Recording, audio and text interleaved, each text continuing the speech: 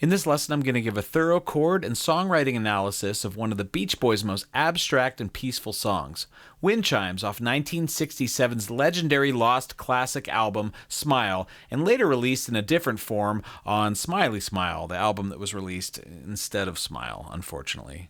It's not bad, but Smile was much better. Listen to the 2011 arrangement.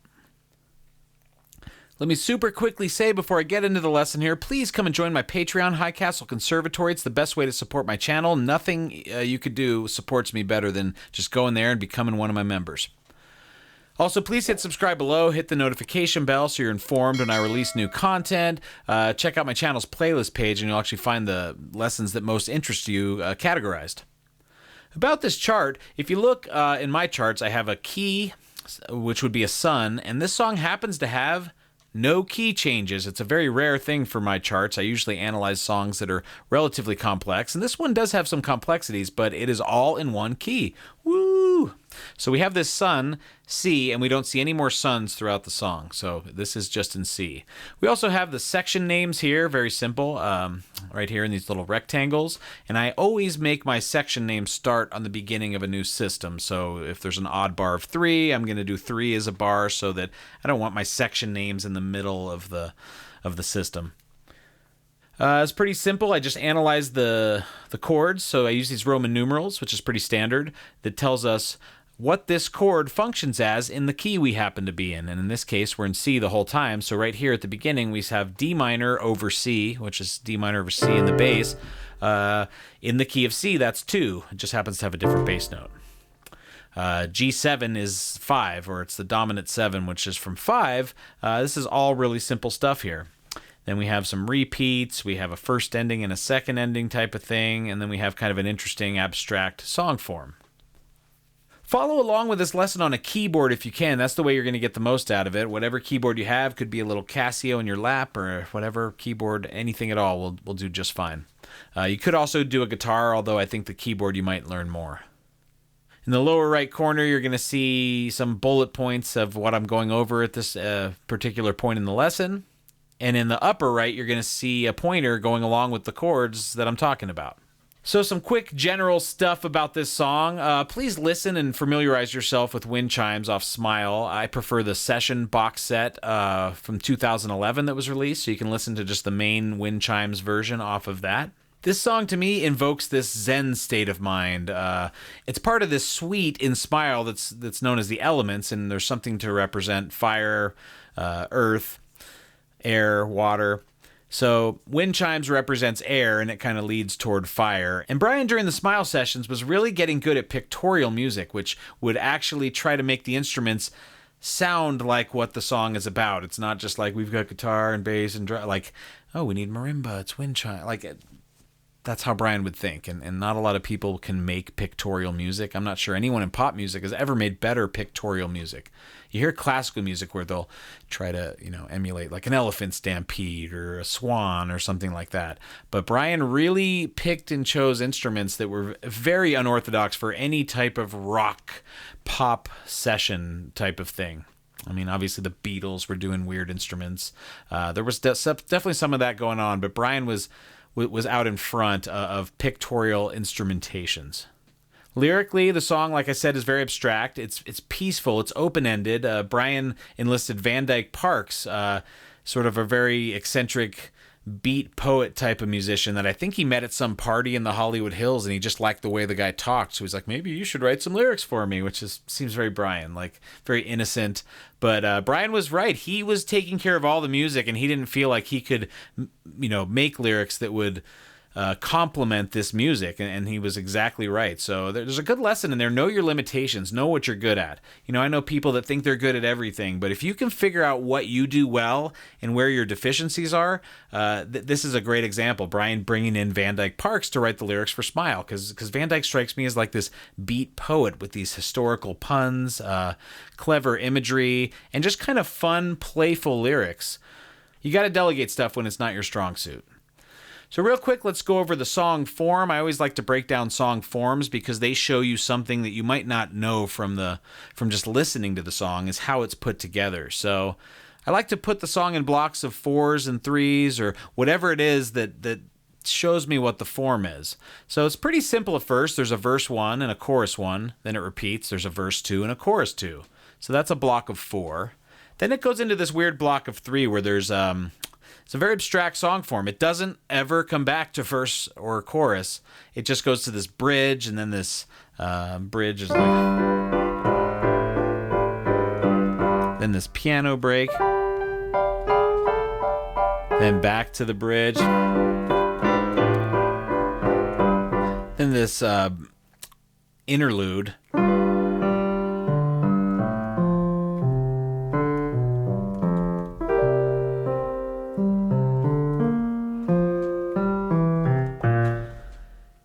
Then after the interlude, it just goes to this outro tag and then finally ends on the tonic, which is the first time it hits the tonic with the root in the bass, or C major with C in the bass, in the entire song. It's the end.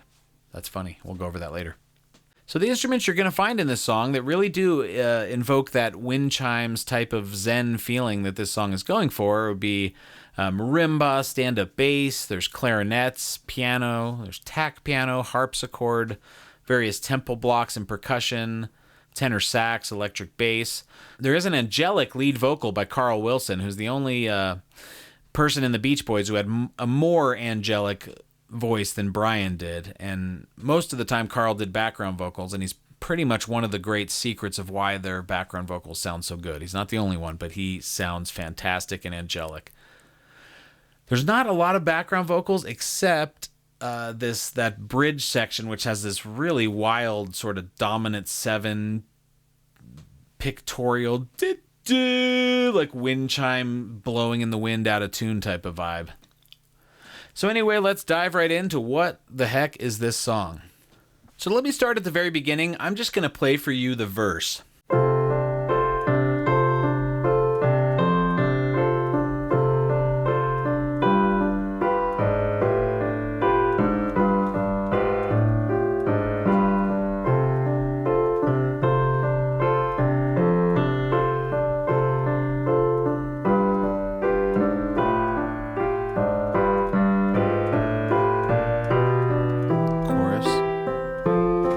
So anyway, the verse gives us the chords D minor, but over C, and then to G7.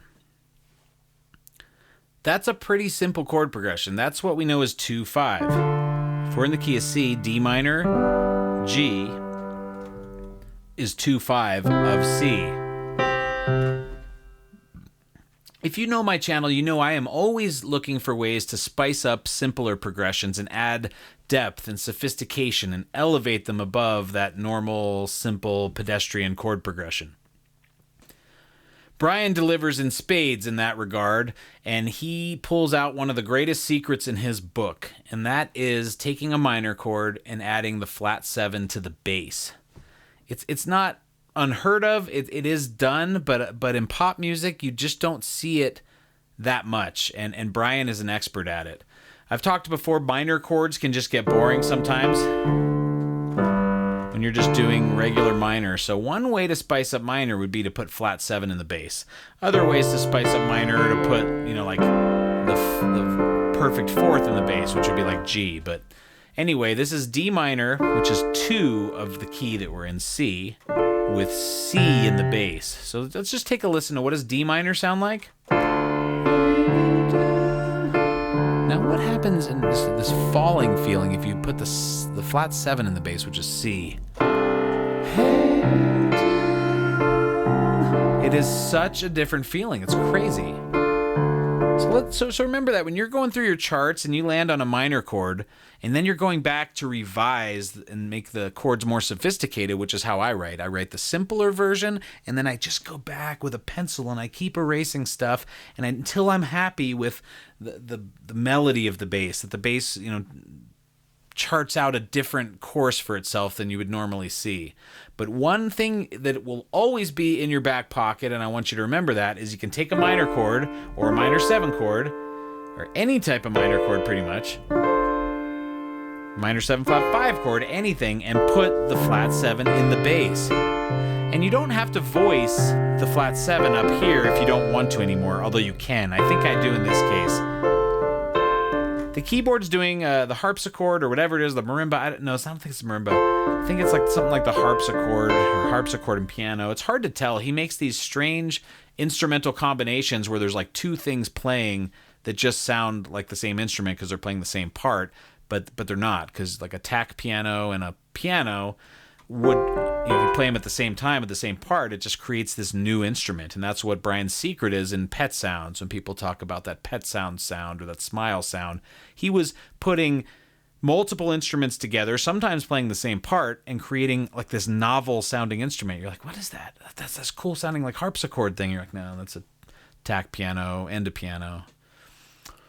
So yeah, minor can get pretty boring, and one way you can elevate it is to put the flat 7 in the bass, just from the get-go.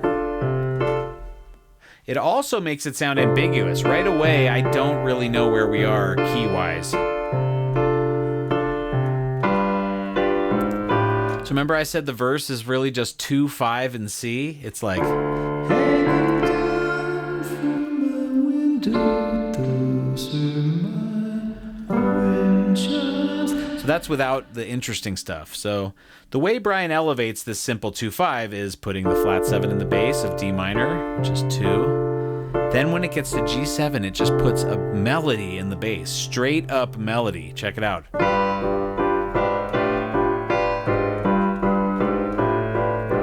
It's like, it's the most simple melody you could ever do. I feel like it's like neener, neener, neener. Ooh, bo, bo, bo, bo, bo, bo, bo, bo, bo.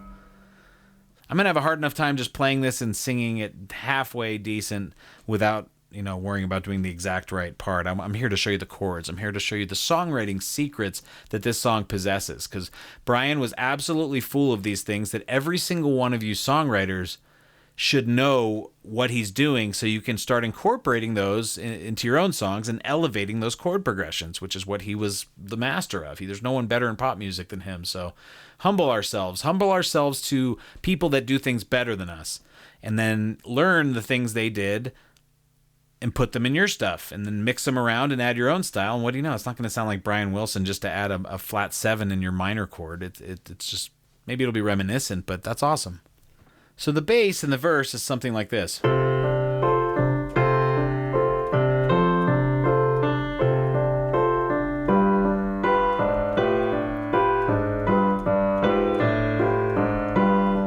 thing.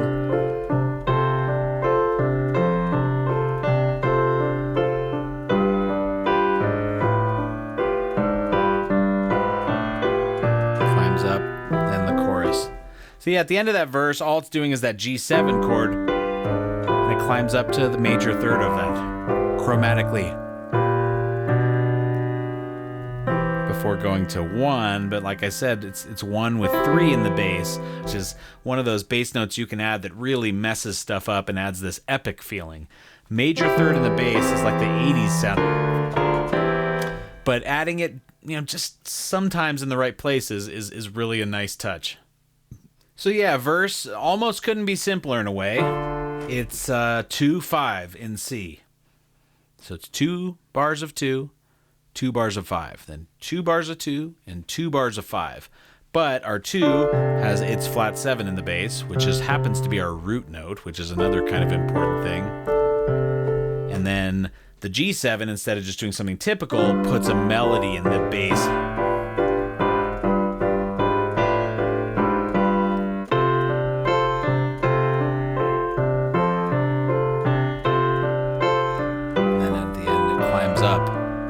The G7's major third before going to the chorus. And the chorus goes to 1, but over it's 3, so it makes it epic.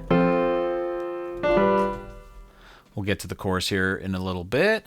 So one of the points of adding a C over that D minor and then putting that melody in the bass is this really obscures that we have a 2-5 here. It doesn't sound completely different, but it's not a typical 2-5, which would be like...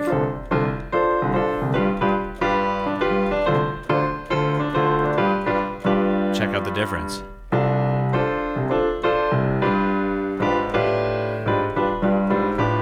So I love taking simple progressions and obscuring it with interesting bass notes or interesting extensions of the chord, or both? So instead of doing the lyrics as a different section at the end, why don't I just discuss them really quickly while we're in that section? The verse says, "Hanging down from my window, those are my wind chimes. In the warm breeze, the little bells tingle like wind chimes." Chorus says, "Though it's hard, I try not to look at my wind chimes. Now and then a tear rolls down my cheek." So, yeah, I think these lyrics are very abstract, very open-ended. I told you these are part of an elemental suite where he's representing all the elements, so this would be the air, probably.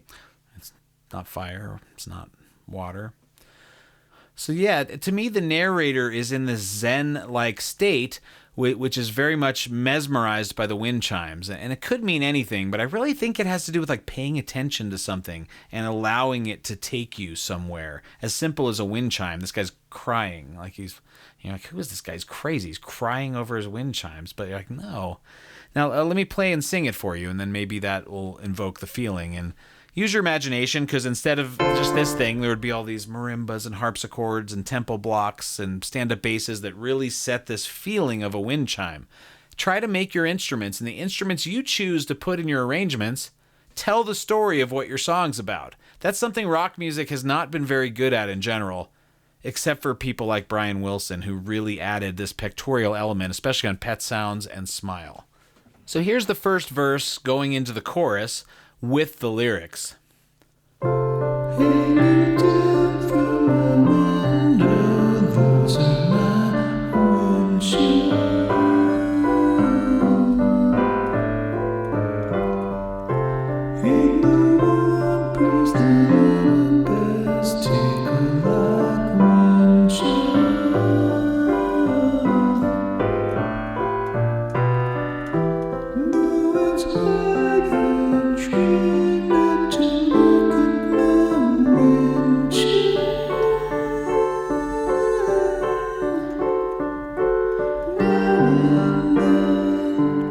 the tears off my cheek. Close your eyes and look back now. Listen to wind chimes." Verse 2.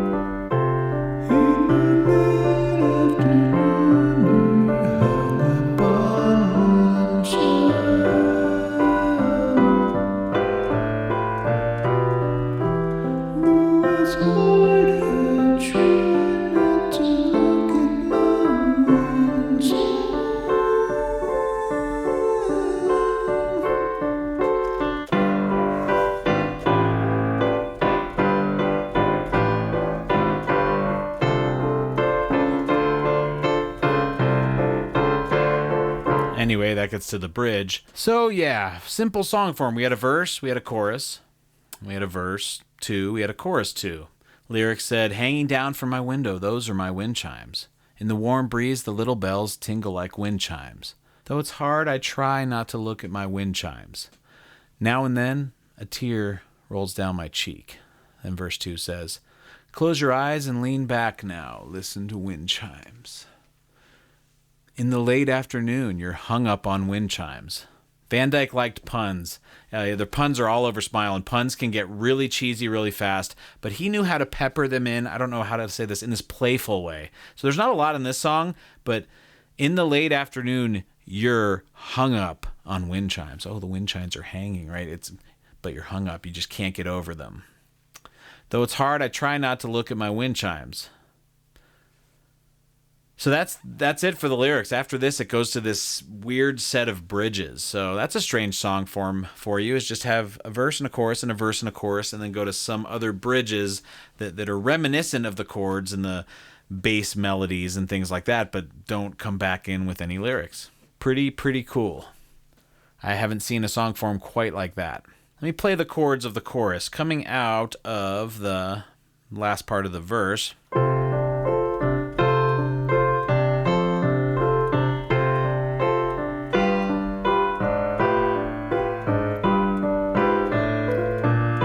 Here's the chorus here.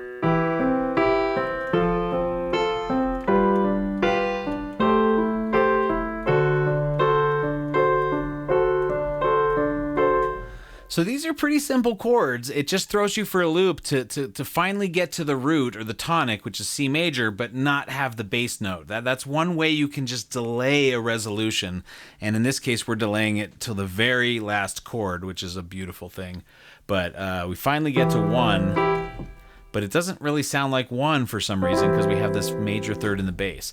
But otherwise, this is a kind of normal chord progression in C major, mostly diatonic. It goes C major over E, F, which is 4, G7, which is 5, A minor 7, which is 6, then finally 2 dominant. And let's not forget A minor 7 to D7 is like a 2-5 in G, or G is the 5 of C, right? So you can always do a 2-5 of any part of a key. So if we're in C, a regular 2-5 would be D minor 7, G7, C, but let's take the next most important chord, which is G, and you can do a 2-5 of that, which would be A minor to D7, which is exactly what's happening here. So I'm not calling this a key change, it's not. It goes to 2 dominant, which is one of probably the most common non-diatonic chords you could have in a major key is the 2 dominant. So just memorize that. It just takes the 2 and just raises it, which wants to lead to 5. So he spends all this time on the 2 dominant, which I said wants to lead to 5, but he throws you for a loop and just pulls in this other, you like that? Pull? Oh, like a bow and arrow. Maybe it is like a bow and arrow. He does this other trick which goes like this. At any time instead of 5, so we're in C, 5 is G7, you can just turn 5 minor. And the reason that works is because of the 2-5 thing is you would be doing 2-5 of 4, right? Remember I said every single thing inside of a major key, you can do a 2-5 of that major or minor. In C you can do 2-5, but of the D minor you can do 2-5, and of the E minor you can do 2-5, and of the F you can do G minor 7 to C, which is 2-5-1. Everything has a 2-5. You can do a 2-5 of anything, especially inside of a key. So we just got through with the 2 dominant and being on the 2 dominant for 2 full bars. And these are kind of slow bars. I don't know what the tempo is, like 80 beats per minute or something. Instead of going to 5, it goes to 5 minor. And not just 5 minor, but 5 minor 7, which really gives this rich sound. But it's not a key change. I call that 5 minor. You could say we're temporarily in F major, which is 4, but I'm not going to do that. It goes to 5 minor and then to 2. So it's a very odd way to end a chorus. So let's play going into the chorus.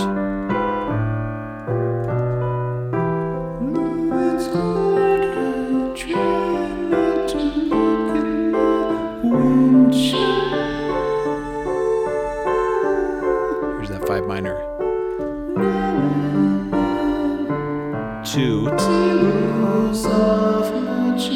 That's called a pedal tone. When you do one bass note, you could do one bass note over a million different chords. Here's G minor 7, D minor over G, A flat over G, A minor over G.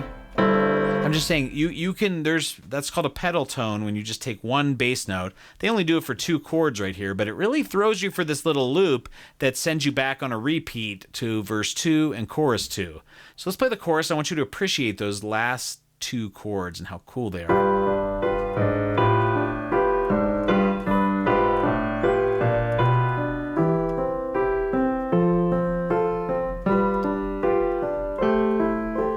Dominant for a long time. Here comes that 5 minor first ending.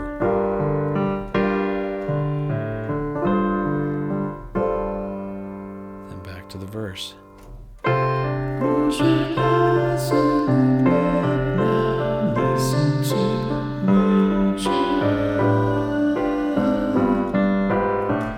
So, have you ever heard someone explain such a simple chord progression for so long? What have I been going for 30 minutes now? This is crazy. That's Brian Wilson for you. He takes something like a simple idea.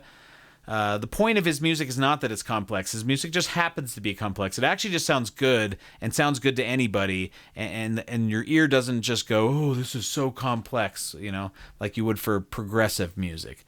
This music just sounds nice. That's the whole hallmark of Brian's music. But if you happen to open it up, look under the hood, analyze the chord progressions like some geek like me would do, you find some crazy, nuanced stuff. So it does verse 1, chorus 1, repeats verse 2, chorus 2. On chorus 2, it doesn't take that first ending. It's not really a first and second ending. I just wanted to show you, don't go back to that G minor, 5 minor thing. You're going to go straight to this bridge, which I'm calling the second ending. So the bridge is this raucous thing. The song has been peaceful so far, but this gets bombastic and loud. And what it does is it takes that bass melody that's on the second 2 bars of each verse chord progression is... right here, this bass melody. So it treats that just like it's a theme. So the chord it does is G7. So it's... then it goes up a fourth with the bass.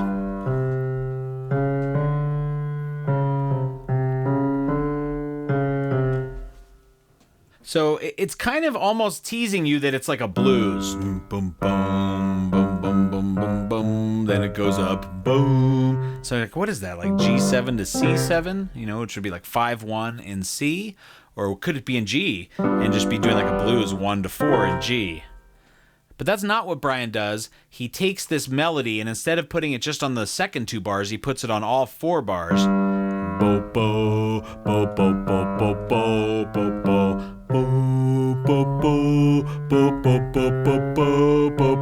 And you're really thinking that's G7 to C7, and there's these absolutely wild background vocals that sound like a wind chime going crazy on some psychedelic wind, gust of wind that's blowing through town. It's wild. But Brian elevates the chord progression, and he basically just reverses the verse. So instead of going D minor to G7 like the verse, he starts on G7, but comes right in with the melody. And then instead of C7 like it's hinting at, it's D minor over C like the first chord of the song. And that's the bridge, and there's these crazy background vocals. D minor 7 over C. I don't know. I think that's really tricky. I swear it sounds to C7. It's not, but we hear that so often 1 to 4 in rock and pop music that our ear just kind of goes there and fills in those blanks, unless those blanks are filled in for you, and it's not that, which is the case here. So without extensions and bass notes, that would just be dun.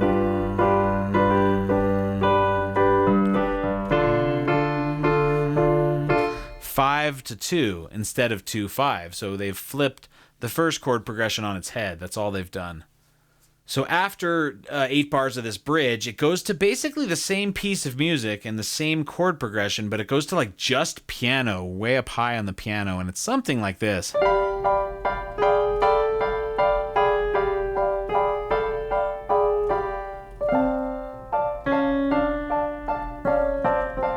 And if you know this elemental suite on Smile, you know that this is heading towards fire. He's done earth, which was vegetables. He's done wind, which is wind chimes. He's done fire, which is something called Mrs. O'Leary's Cow, but it really sounds like a fire. It's like a rock band and an orchestra that sounds like a fire truck. He emulates it well. And then finally, water with, is it called Blue Hawaii? Or love to say Dada on different sessions, but Brian goes through the whole progression, and you know that this is heading towards fire. So to me, I don't know if I just have that association that I know the sequence, but it kind of sounds like when it just goes out of that bombastic section, which is this,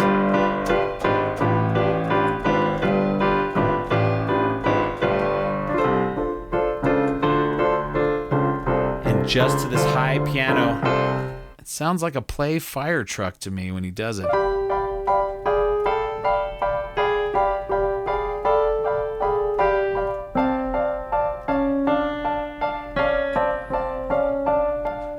So I call that piano break, but it's really just the same chords we've been seeing, which is 5-2, but with that bass, the melody and the bass the entire time. And then bridge 2, which is basically the same as bridge 1. There might be something slightly different in the background vocals. I can't really tell. All those clarinets are in, the tenor sax, the drums on the backbeat, multiple basses, tack piano, harpsichord. There's a bunch of stuff in right there. So it does bridge 2, which is pretty much the same as bridge 1. Then it goes to this interlude part, which sounds something like this, where the bass really takes the melody.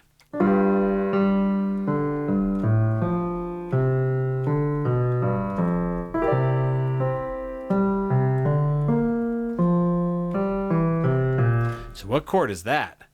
Remember how I told you he was threatening to do just like a G7 to C7, like it was a 1-4 in G blues or 5-1 in C, going 5 to 1 dominant to 1 dominant?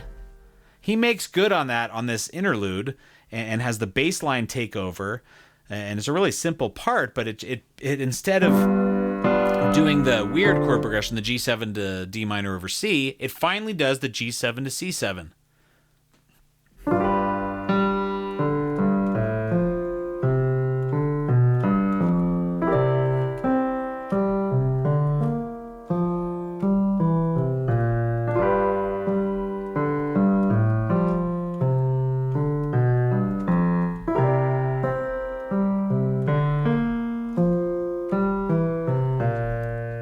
And then it fakes you again to think you're going back into the bridge.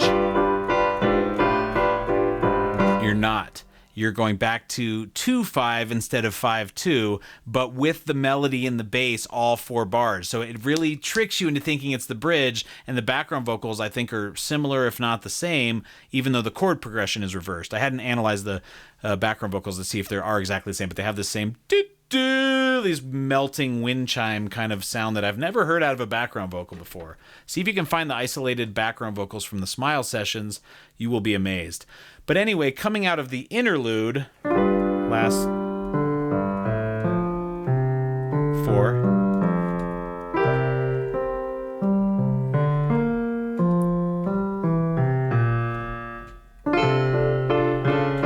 Outro tag.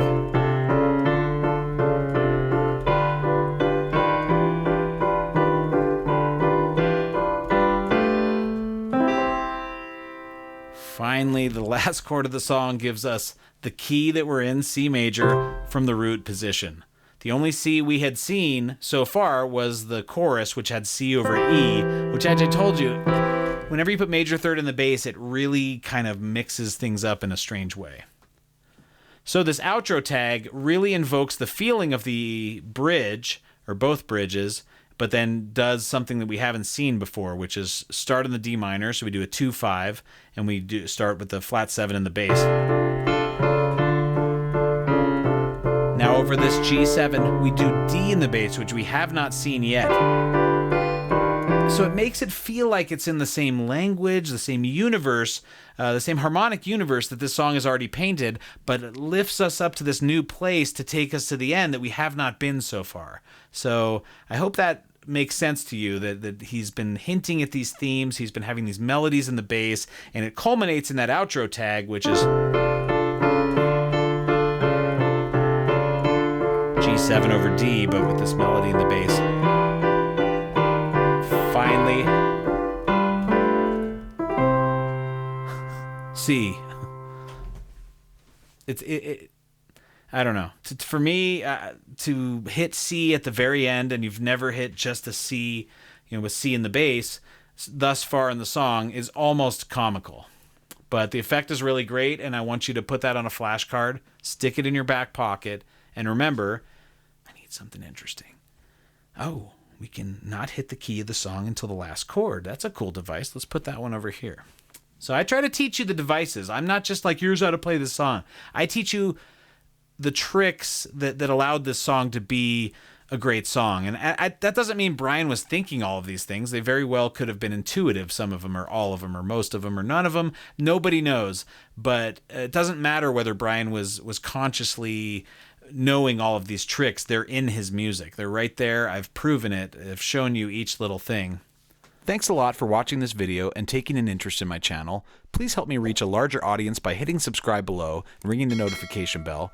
Check out my video playlist page to find the categories that most interest you. Leave me a super thanks here on YouTube, and even better, come join my Patreon. Please consider buying music for my original projects I.S.S. and High Castle Teleorchestra. Also, don't forget to sign up for my email list on the front page of timsmolens.com. You can find information about all of those things in the description below. Thanks again.